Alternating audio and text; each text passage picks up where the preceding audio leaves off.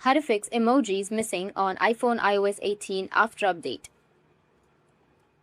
So if you want to fix your emojis missing on iPhone iOS 18 after update, then what you need to do is just simply open up your settings, go with your home page. Now it will look like this. You need to scroll down a bit and then go with general. Under general, you need to scroll down again and then you will find an option of keyboard. Tap on keyboard.